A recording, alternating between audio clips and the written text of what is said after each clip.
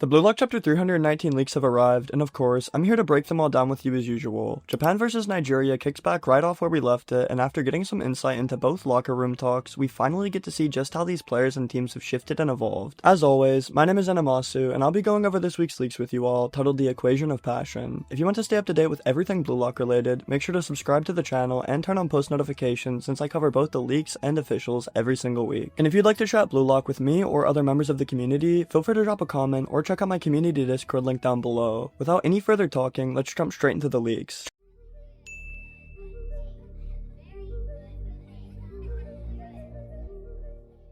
Chapter 319 opens with intro text talking about how Ego Jinpachi is reflecting on the artistic sense of enthusiasm in sports and what humans truly desire. We see the 5 master strikers from the New Egoist League in a shadowy ghost-like apparition as Ego leans forward, his hands covering his face. He asks himself and the Japanese players the question, why does football of all things draw people in so deeply? The second half begins with a kickoff shown from behind Isagi, and he quickly passes the ball to his right, setting up ITOSHI RIN, while Chigure is already sprinting up the wing in the background. Ego's narration continues, saying that regardless of birth or wealth, with a single ball, anyone in the world can freely begin playing football. Football is basically a free therapy session for me and a lot of other people, and if you can relate, go ahead and drop your routine down below. Even when I'm sick, I have far too many 3 AM ball sessions in my front driveway, and let me tell you, ball is truly life and has helped me through so much. It's probably why I love Blue Lock so much. ITOSHI RIN immediately starts working his way up the pitch on his own, weaving past 2 defenders with sharp focus. We see both Kuso and Bello moving into their positions as Ego's words frame the moment. He explains that this freedom is one reason why so many people participate in the sport, but at its essence, football is even more primal and more primitive. He says that the origin of the sport and the human instinct itself is the key to understanding it. Just as ITOSHI RIN looks set to keep advancing, Oboa appears out of nowhere to cut him off, putting himself between Rin and the ball to steal possession. The Nigerian fans explode with excitement in the stands as their team finally did something, and Ego continues on, saying that this is why the human heart instinctively becomes enthralled by sports, as Oboa himself calls out for the counterattack to activate. Oboa passes quickly to his captain Kuso, who continues on the chain by sending it over to Bello while managing to hold off Bachira. The commentary shows the energy of the Nigerian counterattack, with Kuso praising Oboa's interception while Bello starts preparing his move. He dribbles forward, getting past Tabito Karasu for a moment, but Karasu recovers with his usual persistence and catches up. Bello is forced to quickly pass to his right, aiming at another Nigerian player we haven't seen much of until now, named Sadiq, I believe. Or maybe Sadik. Feel free to correct me in the comments. Either way, he tries to push for a solo chance, but the pressure makes it messy as Karasu and other Japanese players begin to focus in on him. This new player Sadiq traps the ball and sprints ahead while shouting his excitement. Ryo Mikage and Chigure quickly communicate and close in, planning to defend together as they coordinate a press. Sadiq declares that he'll play selfishly as well, shouting out the Blue Lock while Ego's narration cuts in, reflecting on the nature of football itself. This man Sadiq got 2 seconds of screen time and already thinks he's the protagonist, and hey, you gotta respect it after Nigeria's halftime talk. I mean, come on. I don't remember seeing him there, but I guess he was somewhere in the corner getting pumped up like a rookie before his first debut, and if anyone's scoring from Nigeria, it better be my boy Sadiq. I'm pushing the agenda now. Chigure Hyoma then zooms in at light speed while Ryo leaps in from behind, boxing Sadiq in completely. This player ends up panicking and tries to turn back for a pass, but Ryo manages to leap in and deflect the ball mid-air. At the bottom of the page, we see Onazi staring intensely at the play, waiting for his chance. Ego Jinpachi's words then cut in again to describe football as an evolved form of group hunting, where players corner their prey and deliver the final strike. Onazi suddenly leaps into action, trapping the ball in the air before Isagi can even get to it. Yoichi charges at him, and Onazi tries a one-touch flick over his head in a very Nagi-style-like move, though he looks a little shocked as he executes it. I guess bro watched the NEL a bit too closely for the Mantron games, and to be honest, it does seem like Onazi has the ideal body type to pull off these types of plays and moves. Interjecting again, Ego ties this back into the idea of the striker being at the very front line of everything, avoiding the enemy's gaze and delivering the final strike.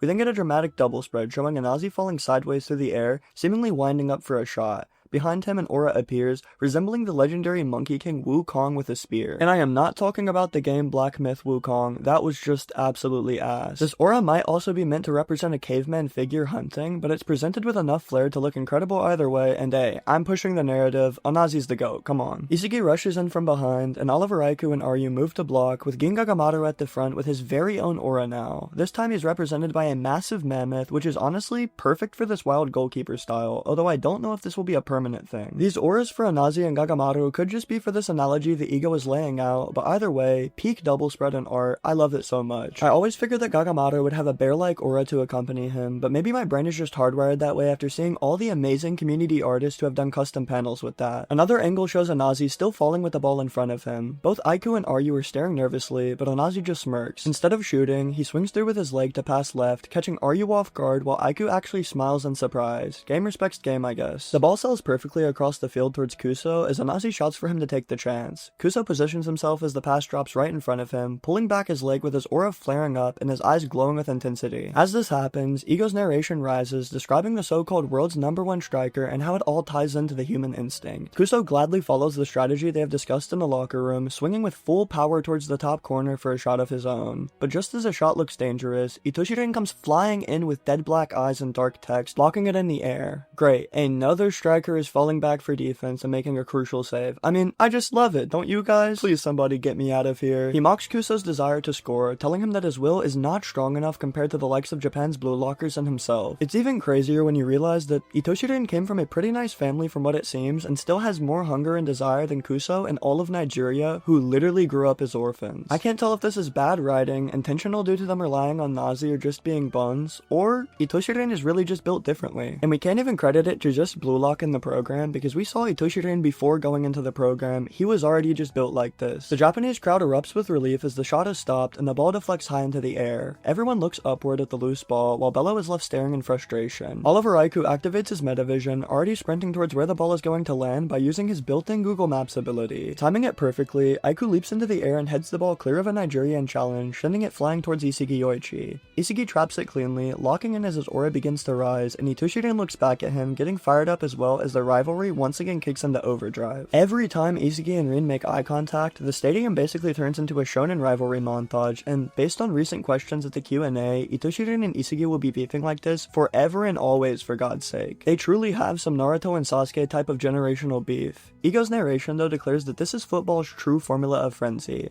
The final page shows Isagi sprinting forward with metavision activated, black and white puzzle pieces flying out from behind him while Rin runs alongside on his right. This panel reminds me so much of a panel from the U20 match, and we can only hope that the play goes the exact same way. As the dual aces of BLUELOCK push forward together, Ego leans forward with his hands still covering his face, delivering his dramatic closing words. Go hunting, hunters who dream of being the world's best. Prove that you are the heroes, crave life, and display your way of living through football, and aspire to the summit that will be carved into history. Ego basically just gives them the manga equivalent of a TED Talk, but using the analogy of primitive humans and the desire to hunt, kill, and evolve. Is it just me, or Ego Jinpachi would be a really good narrator for one of the Nat Geo Wild shows? Just saying. With that being the end of today's chapter leaks, next up is BLUELOCK chapter 320, officially titled Hero or Die. Sadly, we'll be on break next week, so we can't expect this chapter to drop on October 7th. The title itself sounds like we'll be getting right into the dual aces of Japan, with Isagi and Rin finally pushing hard for a goal while their clashing perspectives come to the forefront. At the same time though, Nigeria actually fought pretty well this chapter, pulling off some solid steals and counter opportunities. That makes me wonder if Japan's obsession with scoring could backfire here, setting up a dangerous counter led by Onazi, who we already know is insanely quick on the sprint. With Isagi dropping back on defense so much, it wouldn't surprise me if Japan gets caught off guard here, or they once again smash through the defense in a unique way for a goal from their aces. Either way, this next chapter is shaping up to be another crazy one, so make sure to drop your thoughts and theories down below. With that sadly wrapping up today's video, I just want to thank you all so much for tuning in and supporting me. If you enjoyed this breakdown, make sure that you subscribe to the channel with post notifications on so you don't miss any future updates.